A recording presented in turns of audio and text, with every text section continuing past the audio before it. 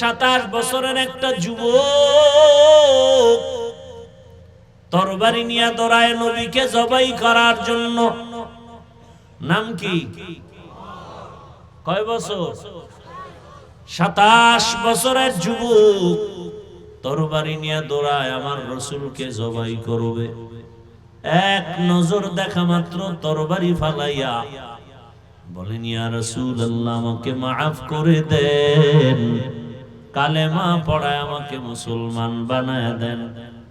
এর নাম হেদায়াত, এর নাম কপাল।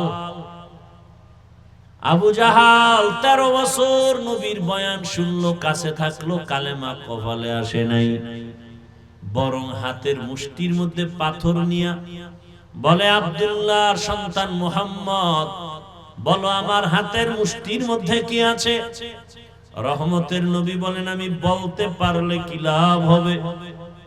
বলে, আমি তোমার উপরে ঈমান আনবো, আল্লাহ মানবো, কালেমা পড়বো। রহমতের নবী বলে, আমি বলতে পারি না আপনার হাতে কি আছে। কেন পারো না? কারণ আমি গায়বের মালিক না, গায়বের মালিক একমাত্র قل لا يعلم من في السماوات والأرض الغيب إلا الله। হে রাসূল, আপনিই বলে দেন, আসমানের বাসিন্দারা কেউ গায়ব জানে না, জমিনের বাসিন্দারা কেউ গায়ব জানে না, একমাত্র গায়বের মালিক আল্লাহ। যেই কুদরতের ক্ষমতার দ্বারা গায়েব জানে, এই ক্ষমতায় দুনিয়াতে আর কেউ গায়েব জানে না। যদি কেউ মনে করে আল্লাহর মতোই কোন পীর বা অন্য কেউ গায়েব জানে, সাথে সাথে তার ঈমান চলে যাবে। কারণ আমার আল্লাহ এক, আল্লাহর গুণের বেলায় তিনি এক, ক্ষমতার বেলায় তিনি এক। কি কোন অংশীদার সহযোগী নাই। লাম ইয়ালিদ লাম ইউলাদ লাইকাস, লাম ইয়ালিদ লাম ইউলাদ লাইকাস, ওয়ালিদ মাউলুদরা খালিকাস। আল্লাহর মতো আর আল্লাহ নাই, তার ক্ষমতার মতো কারো ক্ষমতা নাই, তার গুণের মতো কারো গুণ নাই। এরপরে নবী বলেন, আচ্ছা আমি তো বলতে পারি না কি আছে, তবে নবী বললেন, হাতের মুষ্টিতে কি আছো তোরা নিজের একটা আওয়াজ দে। সাথে সাথে পাথরগুলো কালেমার আওয়াজ দিল। আবু জাহাল পাথরগুলো জমিনের মধ্যে ফেলে বলে, তুমি এত বড় জাদুকর আমি জানি না। এর নাম কপাল। কপালে কি নাই? হেদায়েত নাই। আর নবীকে জবাই করতে এসে কালেমাওয়ালা হয়ে গেল। 5 মিনিটের ব্যবধানে তরবারিটা উল্টো দিকে দাঁড়ায়া গেল বাইতুল্লাহর পাশে। হাতিমে হুঙ্কার দিয়া কয়, এই রাসূলের দুশমনেরা, ইসলামের দুশমনেরা, মুহাম্মদের আর প্রয়োজন হবে না বিরোধিতার জন্য, মোকাবেলার জন্য আমার তরবারির সামনে দাঁড়াও। এমন পাওয়ার আল্লাহ বাড়ায় দিয়েছেন, এখন ওমর যেই পথ দিয়া চলে, শয়তান ওই পথে চলে না। ভয়। যুবক ছেলে একটা মদের বোতল নিয়ে হাঁটে, হঠাৎ করে তাকায় দেখে ওমর ভয় কাঁপতেছে। ওমরের কথার আগে তরবারি রেডি, মাথাটা গরম। অন্তর দিয়ে আমার মালিকের ডাক দিয়ে বলে, হে মালিক, আর জীবনে মদ পান করব না, তুমি ওমরের হাত থেকে বাঁচাও। নজরে পড়ে গেছে, বোতল ফেলতেও পারে না। হযরত ওমর সামনে এসে কয়, কি তোর হাতে আমার কাছে দে। যুবকটা কাঁপতেছে, কয় কাঁপার দরকার নেই, আমার হাতে দাও। মদ ভরা বোতলটা যখন ওমরের হাতে দেয়, যেই বোতলে মদ ছিল, এখন তাকায় দেখে এক ফোঁটা মদও নাই, পুরা বোতলটার ভেতরে সাদা দুধে ভরা। हर के दारत खौफ हकदार दिल मदाम জান্নাতুল মাওয়া দেহাত ও রাম কাম জুজবা হক ছি জে মখাজ ইনসু জা ফজলে উ আমস্তে দর জুমলা জাহান। এখনো সে ওমরের নাম শুনলে এখনো শরীর কেঁপে উঠে। কেমন বেড়া, যেই ওমরের উপরে আল্লাহ খুশি। কতটা খুশি, ওমর যা কয় আমি আল্লাহ ওমরের কথা মেনে নিলাম। নবী চিন্তায় আছে আল্লাহ কি কয়। আল্লাহ কয় জিবরাইল নবীরে বলো ওমর যা কয় আমি আল্লাহ মানছি, নবীও যেন মেনে নেন। সেই ওমরকে বর্তমান বাংলাদেশে এমন কিছু আল্লাহর দুশমন আছে যে সেই ওমরকে মানতে পারে না, বলে সে বেদাতি। ওমর মানে পথভ্রষ্ট। চিন্তা করেন ভাইরা আমার, ধর্ম নিয়ে এত ভেজাল আমার দেশে বলার ভাষা নাই। এত মানুষের টুপি দেয় না, এ নিয়ে কোনো ফিকির নেই। আর একজন টুপিওয়ালা সে পাঁচকুল্লি দিল কেন, এই জন্য মাথা ব্যথা আছে না নাই?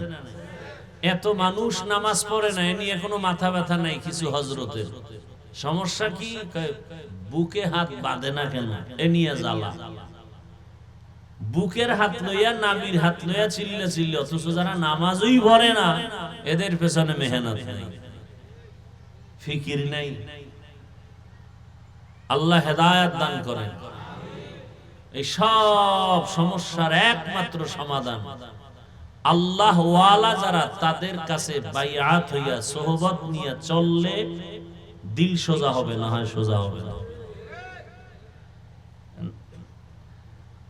যে ব্যক্তি বলে কোন ওলিয়া উলিয়া মানি না, হে কোনদিন তার কাছে হাত দিবে, বয়াত হবে, এর উপায় কি? এর কপালে মহার লেগে গেছে। আমি তো সারা বাংলাদেশে বলি, যারা বলেন ওলিয়া উলিয়া মানি না, আমি বলি এরা কোরআন মানে না, বুখারী শরীফ মানে না, এরা ভণ্ড। এদের যারা ভণ্ড বলে না তারাও ভণ্ড। আউলিয়ারা কারে উকবা ইখতিয়ার, জাহেলারা কারে দুনিয়া ইখতিয়ার। মাইলে মোমেন সোয়ে মোমেন মিশাওয়াদ, মাইলে কাফের সোয়ে কাফের মিশাওয়াদ। আল্লাহ তাআলা সাহায্যের কথা বললেন কেন? বলে এটা পরীক্ষার হল। তুমি পরীক্ষায় পাশ করতে হলে একা একা পারবা না, কারণ পরিবেশ বড় খারাপ। আল মালু ওয়াল বানুন জিনাতুল হায়াতিদ দুনিয়া। সম্পদ আর সন্তান হলো দুনিয়ার সৌন্দর্য। আল্লাহ তাআলা বলেন সাবধান, ইয়া আইয়ুহাল্লাযীনা আমানু লা তুলহিকুম আমওয়ালুকুম ওয়ালা আওলাদুকুম আন যিকরিল্লাহ। তোমার সন্তান আর সম্পদ যেন তোমাকে আল্লাহর মুহাব্বতের দরজা থেকে গাফেল করে না দেয়। সাবধান। সুফিয়ান সাউরি রাহমাতুল্লাহ আলাইহি বলেন, মানুষের ধ্বংস করার মূল জিনিসটা হলো মাল, মালের মুহাব্বত। ভাই কথা বুঝেন তো? মানুষকে ধ্বংস করার মূল কি? মালের মুহাব্বত। কয় এগুলোর থেকে মানুষকে বাঁচাইবে সে ডাক্তার কারা? ওলামায়ে কেরাম। ডাক্তার কারা? সুফিয়ান সাউরি বলেন মানুষ মালের মুহাব্বতে আটকায়া যাবে, আর আলেমরা ডাক্তার হয়ে তাদেরকে সরাবে, বাঁচাবে, ঔষধ দিবে। সুফিয়ান সাউরি কয় সেই মালে যদি আলেমরে ধরে,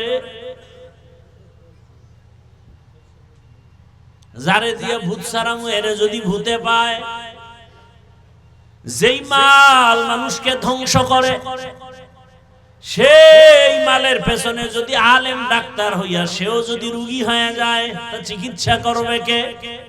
ইলমেরা এজাজ করদান বেহিসাব, খলকেরা দাদন জবাবে বা সওয়াব হক না দারদ। এই এত ডিস্টার্ব করা লাগে? তুমি সামনে বইলা খাইয়া, কত মানুষ পিছনে ডাইনে বামে দাঁড়ানো, ওখান থেকে 2-4 জন যদি বিড়ি টানতে যায় আমরা দেখবো, ডিস্টার্ব হবে। সামনে বসে মানে হেদায়েত হয়ে গেছে মাশাআল্লাহ, এরার বয়ান লাগে। থানবী রহমতুল্লাহ আলাইহির দরবারে যে একজন বইয়া 1 মিনিটও না উঠা হাঁটতেছে, সবাই গিয়ে ধরছে, এই ভাই তুমি কোথা থেকে ফট করে চলে যাও, থানবীর দরবার? কেন ভাই আমার ওয়াজ হয়ে গেছে, পুরা টাটকা হেদায়েত পেয়ে গেছে। কয় কি আমরা 40 বছর হযরতের দরবারে লাইন পাইতেছি না খুঁজা, আর আপনি আসলেন আর বসলেন আর উঠা যান, হেদায়েত হয়ে গেছে? বলে হ্যাঁ হয়ে গেছে। যদি আমি 1 মিনিটের ওয়াজ আমল করি, আমার বিশ্বাস আমি বিনা হিসাবে জান্নাতে যাব। কি ওয়াজ? থানবী বলছে গুনাহ করিও না, নেক ছাড়িও না। আপনারাও কি এই নিয়তে উঠতেছেন? এমন করিয়েন না। আল্লাহ নিয়ে আসছেন ভাই, জোর করে এই সমস্ত ঠান্ডার মধ্যে এই প্যান্ডেলে বসা যায় না। মাওলায় দয়া না করলে পারে না, সম্ভব না। এই 3rd ক্লাসের বিছানায় যে কেউ বসতে পারে না, এখানে বসতে কপাল লাগে, কপাল। এখানে বসতে কি লাগে? কপাল। বুঝো না রে বাবা, ভালো করে বুঝো। এই এলাকার কোন কোটিপতি যদি এতগুলো মানুষ কোন একটা জায়গায় দুনিয়ার লাইনে জমা করতে চাইতো, তাহলে ওই নেতা, ওই টাকাওয়ালা সাহেবের প্রথমে তাকে আসা যাওয়ার ফ্রি গাড়ি দেওয়া লাগতো। আপনাকে দিছে ফ্রি গাড়ি, আবার ওই ফ্রি গাড়িতে এই বেহেশতি মানুষ আসতো না, সব গাঞ্জাখোরেরা লাইন দিত।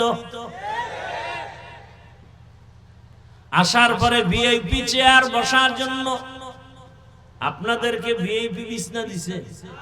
পৃথিবীতে এর থেকে নরমাল 3rd ক্লাসের বিছানা হতে পারে না। এর থেকে 3rd ক্লাসের বিছানা আছে? নাই। এখানে কে ভিআইপি, কে নন ভিআইপি, কে বড়, কে ছোট, কে আলেম, কে মূর্খ, সব এক। কে ধনী, কে গরিব, কোনো ভেদাভেদ নাই। ওই টাকাওয়ালা সব মানুষের বসাই আবার ফাঁকে ফাঁকে নাস্তা দেওয়া লাগতো। প্যাকেট একটা কম পাইলি চেয়ারের বাড়ি, বাতাসে উড়ে চেয়ার। আমি দেখলাম কেমনে, ওই ওগো দলের মধ্যে আবার কয়েকটা কুলাঙ্গার লাইফ বয়, ওরা লাইফ দিয়া কয় দেখে নাঙ্গো দলের মানুষ আমরা কত বড় বেয়াদব। কথা বুঝেন, বাংলা বুঝেন? এখানে এই দলের একটা মিটিং, হেনে নাস্তা লইয়া কি হইছে না হইছে এটা লাইভ দিয়ে যে দেখায়, ও কুলাঙ্গার না? সারা দেশের মানুষের দেখায় আমরা কত বড় বেয়াদব। দেখেন আমরা নিজেরা কিলে কিলি লাগিয়ে গেছি। আমার কথা যুক্তি আছে না বানায়া বলতেছি? এটা হইতে পারে কোন দলের আদর্শবান সদস্য করতে পারে? টুকটাক তর্ক বিতর্ক হবে, এটা লাইভ দিবে কেন? জাতিকে জানাইবে কেন? সে আপন লোক হয় কিভাবে? আপনাদের নাস্তা টাস্তা দেওয়া হয়েছে মোনাজাতের পরে, কপাল বড় খারাপ। এইবার খেয়াল করেন, খেয়াল করেন, মানুষ কিন্তু মানুষ, খুব বুঝার বিষয়। এই মেধা আল্লাহ আর কোন মাখলুককে দেন নাই, মানুষকে দিয়েছেন। এরপরে এতগুলো মানুষকে ওই সাহেবের নিয়ন্ত্রণের জন্য কত পুলিশের দরকার, কত আর্মি, কত র্যাব। সর্বশেষ ভয় থাকলে কুত্তা নিয়ে হাজির। কারণ মানুষের উপরে বিশ্বাস নাই, বেঈমানি করে ফেলে। কিন্তু একটা কুকুর জীবন দিবে, কোনোদিন বেঈমানি করবে না। এবার আপনারা বলেন তো, এই যে এতগুলো মানুষ আপনারা বসে আছেন এই ঠান্ডার ভিতরে, নিয়ন্ত্রণের জন্য কত প্লাটুন পুলিশ আছে? হ্যাঁ, একটু আকল দেখে খাটান তো। এতগুলো মানুষ, যে যেখানে দাঁড়ানো, যে যেখানে বসা, চুপচাপ, কে কোথায় বসছে কোনো খেয়াল নাই, পেটে ক্ষুধা আছে ওদিকে চিন্তাও নাই, এমনকি টেলিফোন করলেও এখন আর কেউ কল ধরবে না, কেটে দেবে। কথা ঠিক না? আবার দিছে, আবার কাটবে, এইভাবে 4-5 বার দিলে তো মাথা গরম হয়ে যাবে, মাথাটা নত করে একবার রিসিভ করে আসতে বলবে, এই মিয়া এতবার কাইটে দিই, তুমি আবার কল দাও, ধমক একটা দিয়া ছাইরে দিবে। আর যদি টেলিফোন করনেওয়ালা ঘরের ম্যাডাম হয়, তা রাত্রে খবর আছে। আচ্ছা একটু চিন্তা করেন তো, একটা পুলিশ নাই, র‍্যাব নাই, এতগুলো মানুষ চুপচাপ, কোনো আওয়াজ নাই, এটা কেমনে সম্ভব? বুঝলে এক কথায় হেদায়েত। ইসলাম মানলে এটা সম্ভব। কি মানলে? ইসলাম ছাড়া আর কেউ পারবে না, আল্লাহর কসম। এটা ইসলাম পারে, আর কেউ পারে না। এজন্যই তো আমি চ্যালেঞ্জ দিয়ে বলেছি, আল্লাহর কসম করে, ইসলাম যতদিনে জমিনে কায়েম হবে না, ততদিন পর্যন্ত জমিন ঠান্ডা হবে না, জাতীয় শান্তি পাবে না। আল্লাহর কসম, শান্তির ঠিকানার নাম ইসলাম। আপনি মানেন না সেটা ভিন্ন কথা। কত লোক নামাজ পড়ে না, আছে না এখানে? তার মানে কি নামাজের প্রতি আগ্রহ আছে না? এজন্য তো ঝগড়া নাই। হ্যাঁ, তার সাথে তর্ক, তার সাথে যুদ্ধ, যদি বলে নামাজ পছন্দ করি না, এ কথা বললেই সে বেঈমান। একজনে দাড়ি রাখে না, কোনো ঝগড়া নাই, তার ঈমান আছে। যদি বলে দাড়ি পছন্দ করি না আর ছাড় নাই, সে বেঈমান হয়ে গেছে। কথা বুঝেননি আমার? পর্দা করেন না আপনি মুমিন, অন্তরে আগ্রহ। আর যদি বলেন পর্দা পছন্দ করি না, আর আপনার সাথে কোনো আপোষ নেই, আপনি বেঈমান হয়ে গেছেন। পর্দা না করার, পর্দা পছন্দ না করা এক না। তো ইসলাম এমন শান্তির এক জমিনের জন্য আল্লাহ দিয়েছে। এই ইসলামের অনুকূলে যারা থাকবে, এরা দেখেন না আওয়ামী লীগ করে, আওয়ামী লীগ। বাংলাদেশের এরকম লোক সব মরে গেছে না? আছে? আছে মানে বাদশার হালাতে খায়, ঘুমায়, কোনো টেনশন নাই। বিষয় কি? কয় মাদ্রাসায় টাকা দেয়, মসজিদে টাকা দেয়, আলেম ওলামার সাথে কলিজার মোহাব্বত, কারো উপরে কোনো জুলুম করে না, গালি দেয় না, 5 ওয়াক্ত নামাজ পড়ে। এরকম বিএমপির মধ্যে বহু আল্লাহর বান্দা আছে না নাই? মাদ্রাসায় টাকা দেয়, মসজিদে দেয়, দাড়িওয়ালা 5 ওয়াক্ত নামাজ বা জামাত আদায় করে। এ কারণে যত তুফান হোক না কেন, উলামায়ে কেরামের বরকতে তার উপরে কোনো বিপদ আসে না। শান্তির ঠিকানাই তো এটা। রাসূল তো চ্যালেঞ্জ দিয়ে গেছেন, 2 জিনিস আঁকড়ায় ধরো, জীবনে সম্মান যাবে না, ঈমান যাবে না, অশান্তি আসবে না। 1, আল্লাহর কোরআন আঁকড়ায় ধরো, 2, নবীর আদর্শ সুন্নাত। এই 2 জিনিস আঁকড়ায় যারা ধরবে, তাদের জিন্দেগি শান্তির জীবন। আল্লাহর সাহায্য চাও, দুনিয়াটা কিছুই না রে বাবা। ও আমার কলিজার যুবক, কয়দিন আর বাহাদুরি করবা? কম তো করো নাই। মনে চাইছে দাড়ি রাখবা না, রাখো নাই। মনে চাইছে পার্কে পার্কে দৌড়াবা, দৌড়াইছো। মনে চাইছে সারা রাত মোবাইলে গুনাহ করবা, করেছো। মনে চাইছে নামাজ পড়বা না, পড়ো নাই। এখনো কি তওবা করার অন্তর আসে নাই? আরো কি গুনাহ করতে মনে চায়? বলো আর কতদিন করবা? বলো তোমার আশা কতদিন করলে পূরণ হবে? আর কত রাত মোবাইল চালাইলে আশা পূরণ হবে বলো? আর কতদিন পার্কে পার্কে গুনার আড্ডা দিলে তোমার আশা পূরণ হবে বলো? এবং এ কথাও বলো, তোমার হায়াতের বাকি আছে আর কতদিন? চোখের সামনে লাশের মিছিল, ঘুমের বিছানায় তাকাও, যুবকের লাশ। পানির মধ্যে তাকাও, যুবকের লাশ। গাড়ির নিচে তাকাও, যুবকের লাশ। ও আমার কলিজার যুবক, এখনো কি তোমার হুঁশ আসে নাই? তোমার লাইনের জাতি ভাই গোটা দুনিয়াটাকে জাগরণ তৈরি করে কবরে চলে গেল, রক্তের ফোঁটা জমিনে ফালায় দিয়া শাহাদাতের দরজা দিয়া চলে গেল। আর জাতিকে বুঝায় গেল, যুবকেরে বুঝায় গেল, এর যুবক, টাকা দিয়া পশু কিনা যায়, আমি হাদিকে কিনা যায় না। এরপরও হুঁশ হয় নাই। তুমি মোবাইলে আকাম দেখবা সারা রাত, এজন্য তুমি এমবি ভরার জন্য মায়ের টাকা চুরি করো, বাবার টাকা চুরি করো, ঠিক নেই? আর তোমার জাতি সেই যুবক রাস্তা দিয়ে হাঁটে, মানুষ এসে এসে টাকা দেয়, খবর নেই। 50,000 টাকার বান্ডিল দেয়, কয় নেও। অ্যাকাউন্টে কোটি কোটি টাকা জমা। তোমরা সাক্ষী দাও, যেই ছেলের কথা বলতেছি, এত টাকা ও কোনদিন কি লাইভে এসে বলছিল আমাকে টাকা দাও? ও যুবক, তুইও যুবক, তোর চরিত্র এত খারাপ কেন বল? কার অভিশাপ লাগাইছো কপালে? হয়তো মা বাবার অভিশাপ লাগছে, না হয় শিক্ষকের, না হয় আলেম ওলামার। এই 3 জায়গার অভিশাপ লাগলে কসম আল্লাহর, মরার আগে তুই পঙ্গু হয়ে যাবে। আর এই 3 জায়গার দোয়া থাকলে তুই ডাক্তার হলো, গোটা দুনিয়াতে সম্মান হবে, মানুষ তোর কদম চুমতে থাকবে। এক ডাক্তার জাকির নায়েকরে কে না চিনে দুনিয়ায়? হোমিওপ্যাথিক ডাক্তার, টাকার গরমে না, ক্ষমতার গরমে না। এই পরিচিতি, এই খ্যাতি, এই সম্মান, সুন্দর চরিত্র, নৈতিক আদর্শের কারণ। তুমি সারা রাত আকাম করো মোবাইলে, চেহারাটারে নষ্ট করে ফেলেছো।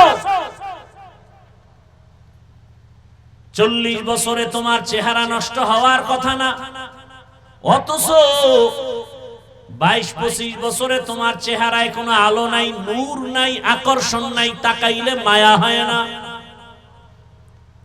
বরং দিন দিন শুধু চেহারা নষ্ট হয়। যুবক পাও ধরে বলছে, নিচে নাইমে যদি একটা বলতে পারো যে ভাই ধরো, কয়েকজনে নাইমে আসে। খোদার কসম পাও ধরে বলছে, পারি না নাইমে আসতে। মাইকের ফোন যদি একটা লাগাই দিত পুরো 50 হাতে, তাহলে নাইমে নাইমে পাও ধরে ওয়াজ করতাম, ওয়াজও করতাম, পাও ধরতাম। তোর পায়ে হাত দিয়ে বলি, তুই আয়নায় তাকা, তুই তাকা, দেখ তো তোর চেহারা আগের মতো আসেনি। তোর নিজের কাছেই খারাপ লাগে, চেহারাটা এত নষ্ট হইলো কেমনে? এই দাগ, সেই দাগ, এই কিছু, সেই কিছু। আয়না দেখার টাইম তো পাও না, শিডিউল খালি নেই আয়না দেখা, মিস কল আর মিস কল। আয়না দেখারও টাইম নাই। ও আয়নার দিয়ে তাকাইলো, দেখে বেগানা বয়ে রয়েছে। ওর চেহারা দেখার টাইম নাই, ও আয়নার সামনে দেখে বেগানার চেহারা, নর্তকীর চেহারা। কে বলবে এই কথা? কে শুনবে আমার এই কথা? বলার মানুষ নাই, শোনার মানুষ নাই, বিরোধিতা করার মানুষের অভাব নাই। কেমনে বুঝাই আমার এই যুবকরে? যুবক, গোটা দুনিয়ার নেতৃত্ব তো তুমি দিবা, গোটা দেশ তো তুমি চালাবে, গোটা দুনিয়া তোমার দিকে তাকিয়ে আছে। তুমি সমাজকে সুন্দর করবা, দেশকে সাজাবা, সেই চরিত্র তোমার মধ্যে আছে। নষ্ট করো কেন? হারিয়ে গেলে আর ফিরে আসবে না, চরিত্র কোনদিন আসবে না। বয়ান উল্টা শুনে তসবিহ হাতে নিয়ে দোয়া ইউনুস পড়তেছে, কবে আসবে সেই ভোটের আগের রাত, 500 টাকায় পশুর দামে বিক্রি হয়ে যাবে। কি বাজারে গেলে একটা ভালো মুরগি কিনতে গেলে 600 থেকে 1000, একটা ছাগল কিনো 15,000, 20,000, একটা গরু কিনবা তুমি 1 লাখ। আর ভোটের আগের রাতে আমার সোনার বাংলার আশরাফুল মখলুকেরা বিক্রি হয় 500 টাকায়। তাহলে তুমি তো আসলে মানুষ না, তুমি অমানুষ। তুমি কি অমানুষ? আল্লাহ কয় এটা পশু, আল্লাহ আবার বলে না না না, বালহুম আদাল, এরা পশুর চেয়েও খারাপ। একটা পশুর দাম 1 লাখ, একটা পশুর দাম 15-20 হাজার। কি তুমি মানুষের দাম তার চেয়েও কম? ওরে টাকা দিয়া তো পশু কিনা যায়, পশু টাকায় বিক্রি হয়, মানুষ কখনো বিক্রি হতে পারে না। বড় দুঃখ। তুমি সততার সাথে স্লোগান দিবা কেমনে? যার বিরুদ্ধে তুমি কথা বলবা, এর টাকা না খাইয়ে ফেলাইছো ঘুমের মধ্যে, এই হারাম টাকা খেয়ে ফেলছো, তোমাকে কে শোধরাবে? বাবায় মান্নত করে আছে হারাম খাবে, যৌতুকের টাকা খায় বিয়ে বা সন্তানকে বিবাহ করাবে। এরম বাবা নাই দেশে? বাপ নামের অযোগ্য। এনে আমার যুবক, আবার বইলেও কিন্তু মন আবার স্থির হয়, কারণ তোমার লাইনে বহু যুবক আছে স্কুলে পড়ে নামাজি নাই? ঢাকা কলেজে কত ছেলেরা লেখাপড়া করে, মাথায় পাগড়ি, বড় দাড়ি, বড় জামা, মনে হয় যেন মসজিদের কোনো খতিব, অথচ আরবিও ভালো করে পড়তে পারে না। ও যুবক, তোমার কিসের অভাব? আমি তো বলি নতুন করে যা করছো তো করছো, এবার তওবা করে একটা দাঁড়ায় যাও, নতুন ভাবে দাঁড়াইয়া মাত্র 5-7 বছর মোবাইলটা পানিতে ফেলে দাও, চরিত্র নিয়ে নতুন করে দাঁড়াও, দেখবা তোমার জীবনটা সুন্দর হয়ে যাবে। আল্লাহ তাআলা রাস্তা খুলে দিবেন। গোটা দুনিয়ার পিছনে তুমি ঘুরো না, আজকে টাকার জন্য কত পেরেশানি করো। যদি চরিত্র নিয়ে দাঁড়ায় ডাক্তার হও, ইঞ্জিনিয়ার হও, প্রফেসর হও, ওসি ডিসিএসপি হও, মেম্বার চেয়ারম্যান এমপি হও, আল্লাহর কসম যদি চরিত্র ভালো থাকে, আদর্শ ভালো থাকে, গোটা দুনিয়ার মানুষ তোমাকে চিনে ফেলবে অল্প সময়। তোমাদের জাতি ভাই উদাহরণ না? কথা বলো না কেন? উদাহরণ। গোটা দুনিয়ার মানুষ তাকায় ছিল এই ছেলেটাকে। বাংলাদেশের মানচিত্রে এই দেশ যতদিন আছে তার ইতিহাস ততদিন থাকবে। কথা ঠিক? তোমার অভাব কি বলো বাবা? তোমার দিয়ে তাকায় আছে গোটা দুনিয়া, গোটা দেশ, গোটা সমাজ। তোমাকে নিয়ে মা বাবা গর্ব করবে, আমার ছেলে বড় সুন্দর। যেখানে যাবে সবাই বলবে আপনার অমুক ছেলে, বলে হ্যাঁ ধন্য আপনি। আপনার সন্তানের মতো একটা ভদ্র ছেলে আর নাই। স্কুলে এত ছেলে পড়ে, কিন্তু আপনার ছেলেটা আমাকে দেখলেই সালাম দেয়। বাবার মন খুশি না বেজা? এই যে বয়ানগুলো করতেছি, কি বুঝতেছে যুবকরা? এই বয়ান দিয়ে আমি কি বুঝাইতেছি? তোমরা আমার মতো হুজুর হও, ভুল বুঝবা না। আমি হুজুর বানাইতে আসিনি। হুজুর বানানের বয়ান করেনওয়ালা আমাদের ওলামায়ে কেরাম আলহামদুলিল্লাহ অভাব নেই।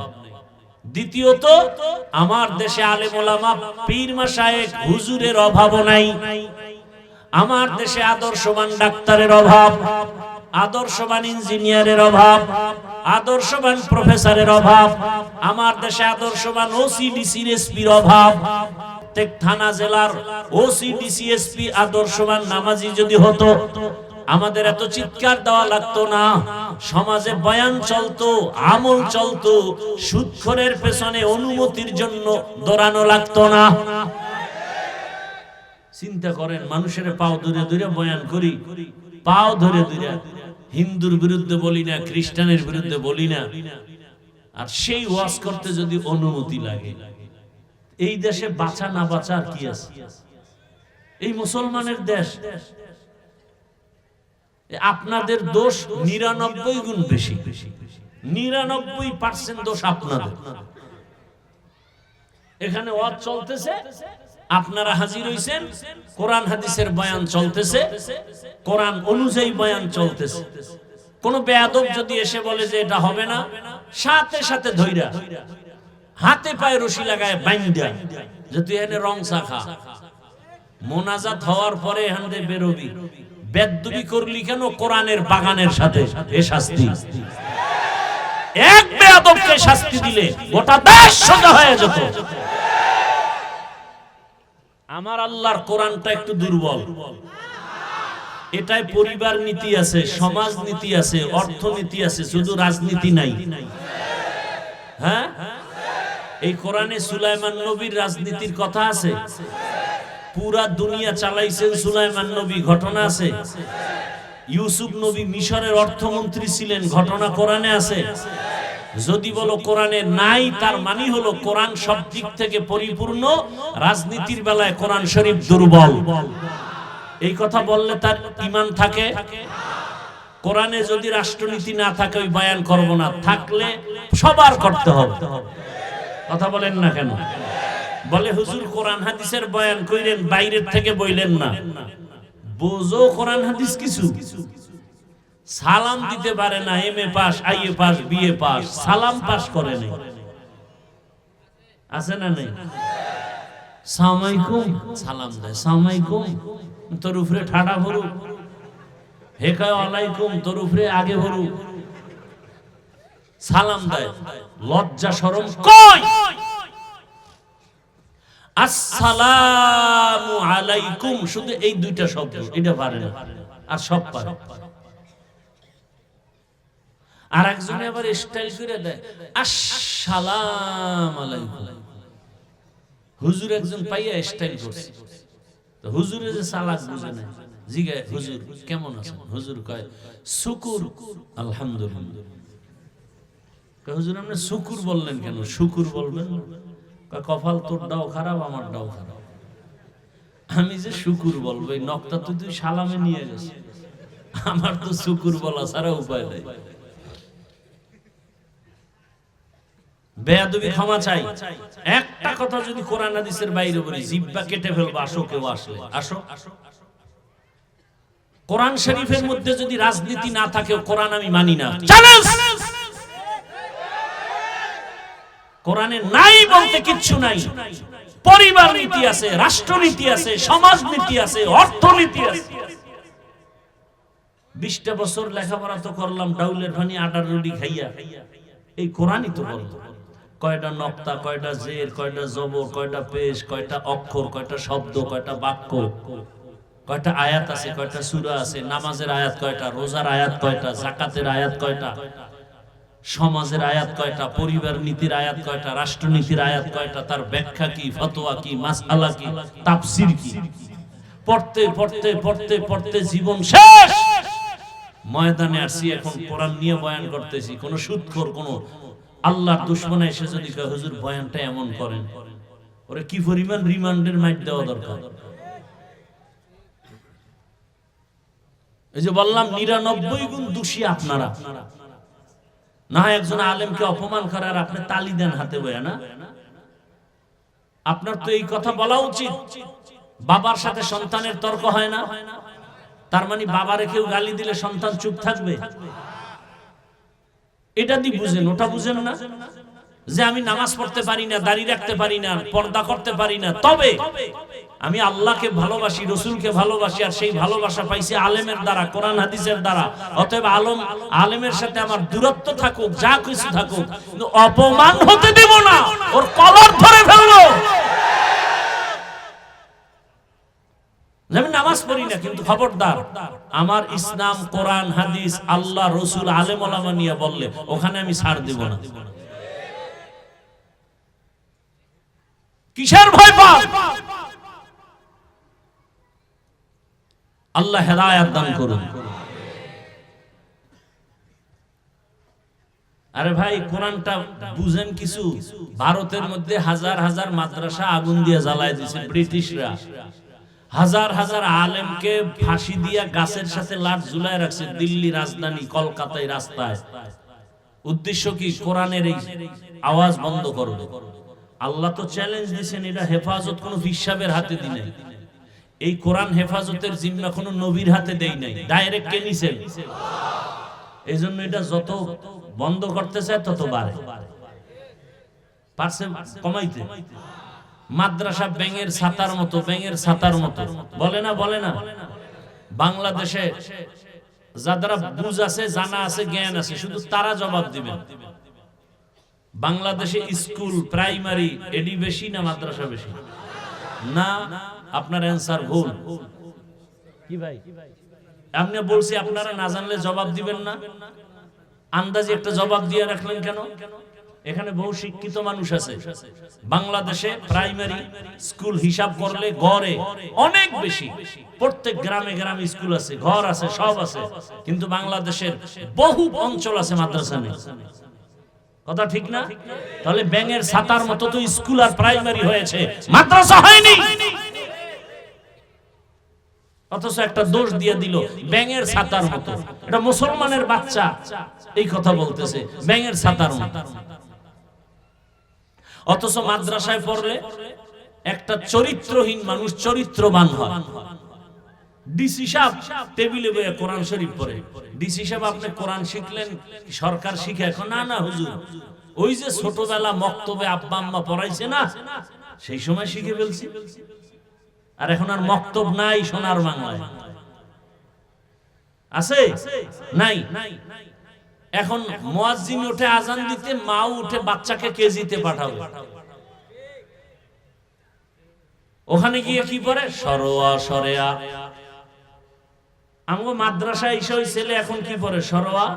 কি মাদ্রাসায় আছে না? আছে। ব্যবধান কোথায়? সন্তানটা স্কুলে গিয়ে পড়ে সরোয়াতে ওয়াজাগর। ওই একই অক্ষর মাদ্রাসায় এসে সন্তান পড়ে সরোয়াতে ওযু। একই অক্ষর। স্কুলে গিয়ে পড়ে সরায়াতে আপা, মাদ্রাসা এসে পড়ে সরায়াতে আল্লাহ। মাদ্রাসা এসে পড়ে রব্বি জিদনি ইলমা। স্কুলে গিয়ে আছে? নাই। হ্যাঁ গিয়ে পড়ে ক্রিং ক্রিং টেলিফোন, হ্যালো হ্যালো হ্যালো, কে তুমি, কাকে চাও, বলো বলো বলো। আমি ম্যাও হ্যালো ক্যাট বিড়ালকে চাই, জরুরি খবর আছে ডেকে দাও তাই। হামটিমা টিম টিম তার খাড়া দুটো শিং, তারা মাঠে বারে ডিম। আর আগের কবিতা তো ছিল আদর্শ লিপি, পড়ছি না? সকালে উঠিয়া আমি মনে মনে বলি, সারাদিন আমি যেন ভালো হয়ে চলি। আদেশ করেন যাহা মোর গুরুজনে, আমি যেন সেই কাজ করি ভালো মনে। আর এখন নাচবে কেমনে? কোমরটা কি বামে না ডানে ডুলাইব, এজন্য শিক্ষক নিয়োগ দিবে। হুজুর গো যখন মাথা গরম হয়ে গেছে, রাস্তায় নামছে, সব নাস্তিকের বাচ্চাগুলো লেজ গুটায় ভিতরে ঢুকছে। বাংলাদেশের একটা সুন্দর সংস্কৃতি যে আলেমরা নামলে তারা কামিয়া। যে আন্দোলনে আলেম আছে এটা কি কামিয়া। জুলাই স্বাধীনের পরেও যদি আন্দোলন করা লাগে তো কিসের স্বাধীন করলেন? আম্মা জানেরা স্লোগান দামগো অধিকার পাই নাই, সমান অধিকার লাগবে। আল্লাহ যে বেশি দিছে ওটা লাগবে না, এই বেশিটা নিয়ে না নিয়ে সমান নিতে যায়। তাসনিমার অবস্থা কি? বেশি নেবে না, সমান। সমান মানে এক পুরুষ যেমন 4 স্ত্রী রাখবে, এক স্বামী কেন, এক স্ত্রী কেন পারবে না? আমি তাসনিমার পেটে বাচ্চা, তো যেখান থেকে মনে চাই আমি সেখান থেকে নিবে, এটা আমার স্বাধীনতা। ওলামায়ে কেরাম গর্জে উঠে কয়, এই বেশ্যা, যেখান থেকে মনে চায় সেখান থেকে পেটে বাচ্চা আমগো দেশের কুকুর নিরা নেয়, মানুষ নিতে পারে না। অথচ কত বড় এমবিবিএস ডাক্তার, যেমন তেমন ডাক্তার না, এবং গবেষক। কোরআনের আয়াতের ব্যাখ্যা পড়ে, হাদিস পড়ে, নাইলে আল্লাহর ভুল ধরছে কেমন? ব্যাখ্যা পড়ে পড়ে কয় এই আয়াতটা আইন যা করছে নারীর উপরে, এই আইনটা আল্লাহ একচ্ছত্র নারীর উপরে জুলুম করছে। আল্লাহ জালেম। আমার দুঃখ লাগে, বারবার বারবার বারবার এই দেশের মানুষ দেখে আলেমদের সাথে বেয়াদবি করলেই পতন, বেয়াদবি করলেই পতন, বেয়াদবি করলেই বিপদ। এরপরও কেন যে আলেমদের সাথে বেয়াদবি করে আমি এটা বুঝেই আসি। যদি আলেমরা কোনো ক্ষতি করত, এই যে আমরা বয়ান করতেছি, এই যে এতক্ষণ বয়ান করছি, একবারও কি বলছি যারা আওয়ামী লীগ করে ওরা সব বিনা হিসাবে জাহান্নামী? কথা বলেন না, বলেন। যারা বিএনপি করে এরা 100 বছরের জন্য জাহান্নামী, কথা বলেন। ওটা আপনি করবেন কি না করবেন সেটা ভিন্ন কথা, ওটার জবাব আপনারটা আপনি আল্লাহর কাছে দিবেন, কথা ঠিক না? আমাদের উপরে হামলা কেন? আউযুবিল্লাহ নাই, বিসমিল্লাহ নাই, ফট করে মসজিদ দখল করব, আছে না নাই? মুসলমানের চূড়ান্ত জীবনের একটা উপাসনালয় আল্লাহর ঘর মসজিদ, যেখানে মানুষ বিড়ি নিয়ে ঢুকতে ভয় পায়, ওযু ছাড়া ঢুকতে ভয় পায়, একটা সুদখোর, সেই মসজিদের দায়িত্ব নেই কিভাবে? সুদখোর তো মায়ের সাথে জিনা করার গুনাহ লিপ্ত, অল টাইম মায়ের সাথে জিনা, গর্ভধারিণী মায়ের সাথে অল টাইম জিনা জিনা জিনা জিনা, সুদখোর, যার জীবনে একটা মোনাজাত কবুল হবে না তওবা না করা পর্যন্ত। সুদের সাথে যারা জড়িত এদের হজ কবুল হবে না, দান সদকা কবুল হবে না, একটা মোনাজাত কবুল হবে না। বরং অল টাইম আমার আল্লাহ রেডি থাকতে বলছে, যে রেডি থাক, আমি আল্লাহ নিজে তোর সাথে যুদ্ধ করব। তো কত বড় মারাত্মক চিন্তা করেন তো। সূরা বাকারা আয়াত, এই যে কথাগুলো বলতেছি কাউকে আঘাত করার জন্য, দূরে সরাবার জন্য। আচ্ছা, আগামী জুমা এই বয়ান, আমার মতো এই বয়ানগুলো আপনাদের মসজিদ এলাকায় করুক না তো কোন ইমাম খতিব, কি হবে উপায়? কমিটি গোপনে বলবে 1 মাসের ছুটি, কি দোষ আপনাদের না? আপনারা তো প্রতিবাদ করতে পারবেন না, ওই যে পায়খানা খাইছেন।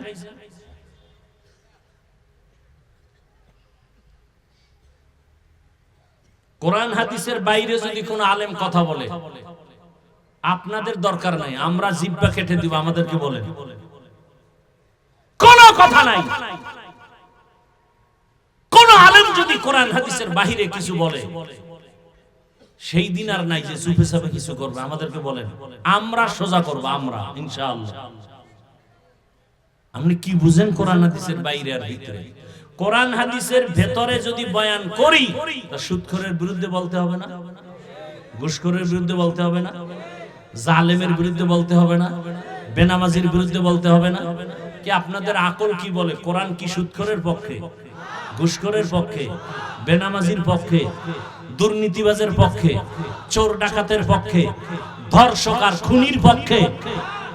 কি বুঝাইতে চান আমাদেরকে যে কোরআন হাদিসের বয়ান করেন? কি বুঝাতে চান? আর আলেম ওলামারা বলেন কোরআন হাদিসের, কোরআন হাতে নিয়ে বয়ান করেন, কোরআন হাতে নিয়ে বয়ান করবেন, সূরা বাকারা বয়ান শুরু করেন, বলবেন এই আয়াতের তরজমা এই, সবার মুসল্লিদের হাতে বাংলাটা দিয়ে আপনি খালি তরজমা পড়বেন। সুদের যতটি আয়াত আছে একসাথে না বয়ান শুরু করেন, দেখা দেখা। এরপরে কেউ বিরোধিতা করলে এরপরে আসি, আমরা আছি, জীবন তো একবার আসছে একবার যাবে, টেনশন কিসের? সুদের বয়ান করবেন, ঘুষখোরের বিরুদ্ধে বয়ান করবেন, কোরআনে আছে না? বেনামাজির বিরুদ্ধে কি কি ভয়াবহ বয়ান আছে, এটি করবেন।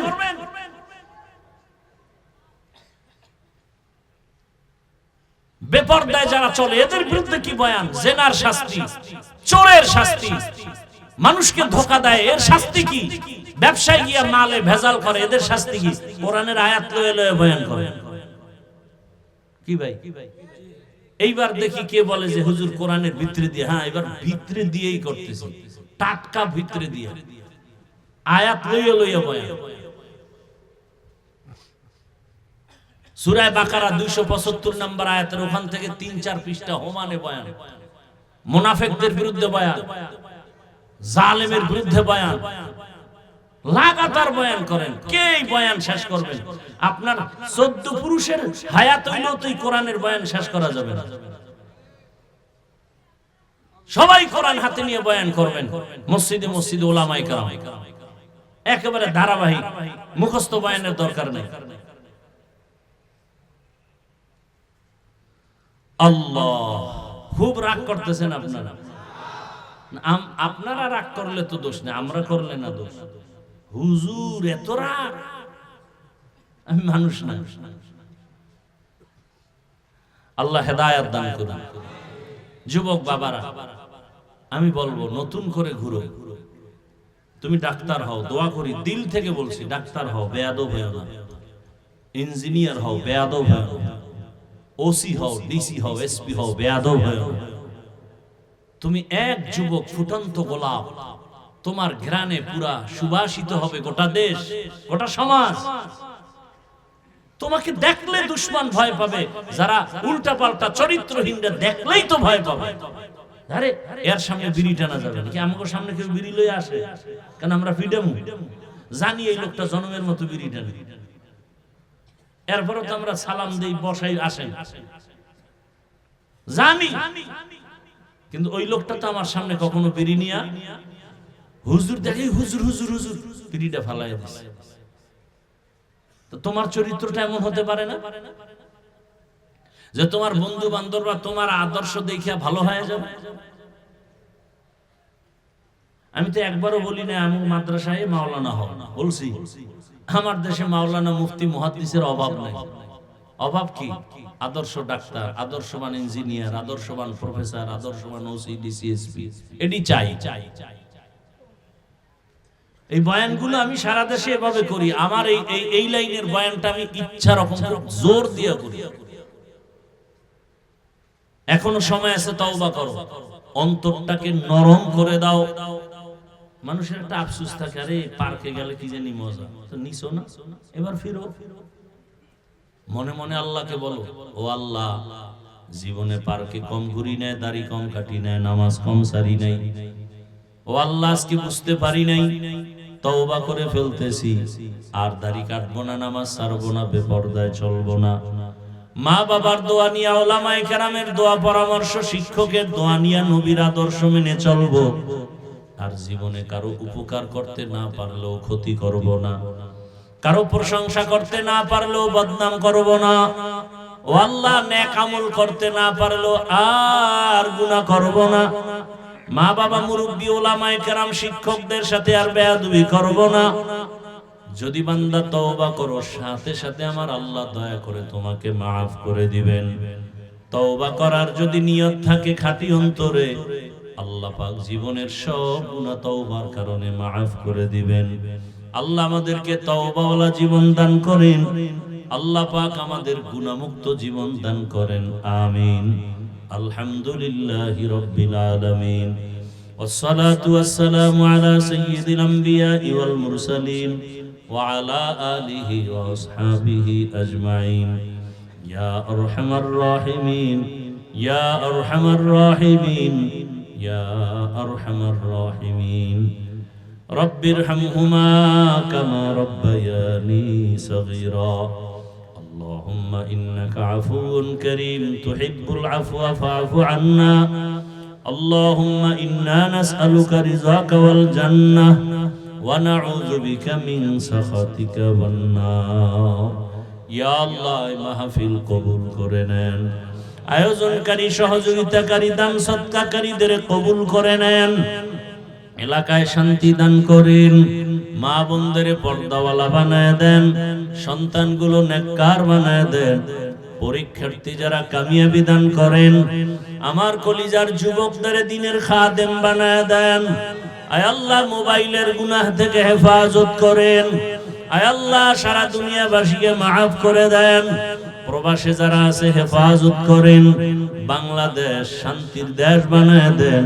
ইসলামের জন্য কবুল করে নেন। ওলামা মাশায়েখদের এখন এক বানায় দেন। বাতিলের মোকাবেলায় বিজয় দান করেন। বাতিলকে বাতিলের দ্বারা দমন করে দেন। বাতিলকে বাতিলের দ্বারা দমন করে দেন। বাতিলকে বাতিলের দ্বারা দমন করে দেন। সুন্নাতওয়ালা জীবন দান করেন। নবীজির রওজা মুবারক বাইতুল্লাহ জিয়ারতের জন্য কবুল করে নেন। আয় আল্লাহ, শান্তির জীবন দান করেন। রব্বুল আলামিন জাহিরি বাতিনি দুশমনের মোকাবেলায় বিজয় দান করেন। মুখালিফের মুওয়াফিক বানায় দেন। আয় আল্লাহ, যারা ব্যবসা